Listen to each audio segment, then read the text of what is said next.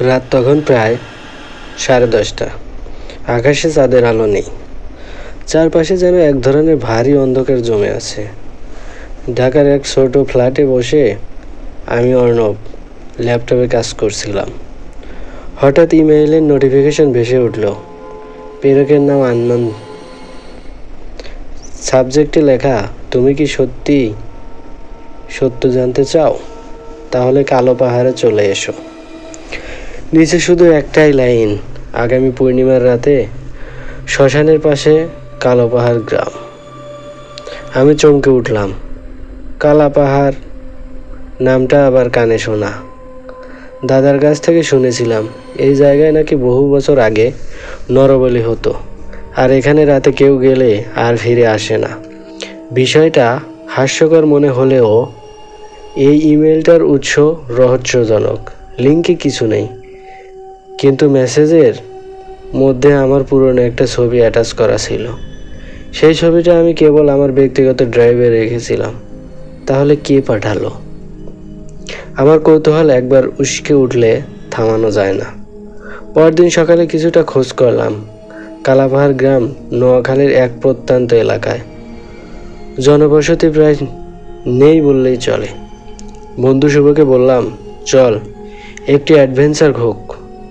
শুভ প্রথমে রাজি ছিল না, কিন্তু আমি যখন তাকে ইমেইল দেখালাম সে হেসে বলল, চল ভূতের গল্পের পেছনে ভূতের খোঁজে যাই। সন্ধ্যাবেলা আমরা দুজন বাসে উঠলাম। 3 ঘন্টার পর বাস থেকে নেমে অটোতে করে যাচ্ছি। চারপাশ ধীরে ধীরে অন্ধকারে ডুবে যাচ্ছে। রাস্তায় লোকজন নেই, বাতাসে কেমন পচা গন্ধ ভেসে আসছে। একজন বৃদ্ধ চাচা চাওয়ালা, তিনি আমাদের সতর্ক করলেন, কালাপাহাড়ের পথে রাতে যেও না বাবা, এখানে ডাকিনী নামে এক অপদেবতা ঘোরে। আমরা হেসে উড়িয়ে দিলাম, কিন্তু শুভর চোখে ভয় স্পষ্ট হয়ে উঠল। গ্রামে পৌঁছাতে পৌঁছাতে রাত 10টা বেজে গেল।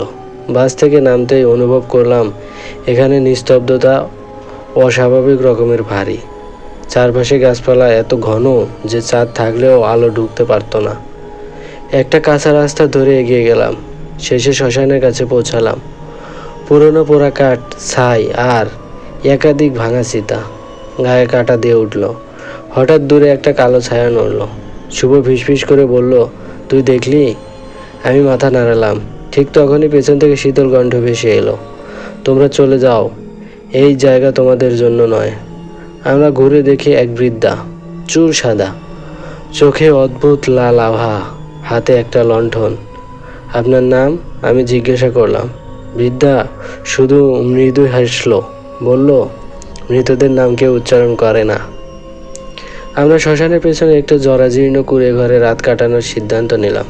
বৃদ্ধা নিজেই পথ দেখিয়ে নিয়ে গেল। ঘরের ভেতরে মাটির মেঝে, এক কোণে পুরনো একটা পেতলের ঘণ্টা ঝুলছে। বৃদ্ধা বললেন, যদি কিছু অস্বাভাবিক শুনতে পাও ঘণ্টা বাজিও না, ওরা জেগে উঠবে। রাত গভীর হতে থাকলো। বাতাসের মধ্যে কেমন ভিজে ঠান্ডা। হঠাৎ মাটির নিচ থেকে যেন চাপা কান্নার শব্দ ভেসে আসতে লাগলো। শুভ আতঙ্কে বলল, মাটি কাঁপছে। আমার বুক ধড়ফড় করছে, কিন্তু আমি চুপচাপ কান পেতে শুনলাম, এটা যেন অনেকগুলো গলার সমষ্টি, আমাদের মুক্তি দাও। ভোরের আগে বাইরে বেরিয়ে পড়লাম। শ্মশানের এক কোণে কাদা মাটির নিচে কালো রঙের এক পাথরের বেদি দেখা গেল। তার ওপর অদ্ভুত প্রতীক খোদাই করা, যা আমি আগে কখনো দেখিনি। শুভ বলল, এগুলো দেখতে মন্ত্রের মতো। হঠাৎ বেদির ফাটল দিয়ে কালো ধোঁয়া উঠতে লাগলো। আমরা পিছু হটতেই সেই বৃদ্ধা আবার হাজির হলো। তোমরা সীমা পেরিয়ে গেছো, এখন ওরা তোমাদের চায়। তারপর এক ঝাপটা ঠান্ডা হাওয়া এসে সব অন্ধকার করে দিল। চোখ খুলে দেখি আমি শ্মশানের মাঝখানে দাঁড়িয়ে আছি, কিন্তু শুভ নেই। চারপাশে কুয়াশা আর ঘন কালো ছায়া। দূরে কারো হাসির শব্দ শোনা যাচ্ছে। শুভ, কোথায় তুই? আমি চিৎকার করলাম, কিন্তু উত্তর এলো অন্য কণ্ঠে, শুভ এখন আমার। আমি ঘুরে দেখি সেই বৃদ্ধার মুখ বিকৃত, দাঁত লম্বা, চোখ সম্পূর্ণ সাদা। তার ছায়া মাটির উপর নয়, বাতাসে ভাসছে। বৃদ্ধা বা ডাকিনী ধীরে ধীরে কাছে এলো, বলল, কালা পাহাড়ে যারা আসে তারা আমার সাথে থাকে। শতাব্দী আগে আমাকে আগুনে পুড়িয়ে মেরেছিল গ্রামের লোকেরা। আমি প্রতিশোধ নিই, প্রতি পূর্ণিমায় নতুন আত্মা নিয়ে যাই। তারপর মাটির নিচ থেকে কঙ্কাল হাতে বেরিয়ে আমাকে টেনে ধরলো। আমার গলায় শ্বাস আটকে গেল। ঠিক তখন পেছনে ঘন্টার শব্দ বেজে উঠল, টং টং টং। সব ছায়া কেঁপে উঠল। ডাকিনী গর্জন করলো। চোখ মেলে দেখি শুভ ঘন্টা বাজাচ্ছে। দৌড়, সে চেঁচিয়ে উঠল। আমরা প্রাণপণে দৌড়াতে লাগলাম। পেছনে অদ্ভুত শোরগোল, যেন শত শত পায়ের শব্দ। গাছপালা আমাদের দিকে ঝুঁকে আসছে। কুয়াশা ঘন হয়ে পথ ঢেকে দিচ্ছে। শুভ হঠাৎ পড়ে গেল। আমি তাকে টেনে তুলতেই দেখি তার পা কালো হয়ে যাচ্ছে, যেন ধীরে ধীরে পাথরে পরিণত হচ্ছে। ডাকিনী দূর থেকে হাসছে। আমি তাকে কাঁধে তুলে দৌড়ালাম, কিন্তু শ্মশানের গেট পেরোতেই শুভ শরীর হালকা হয়ে গেল। আমি নিচে তাকিয়ে দেখি শুভ নেই, শুধু তার গলায় ঝোলানো লাল কাপড়টা মাটিতে পড়ে আছে। ঢাকায় ফিরে এলেও আমি শান্তি পাচ্ছি না।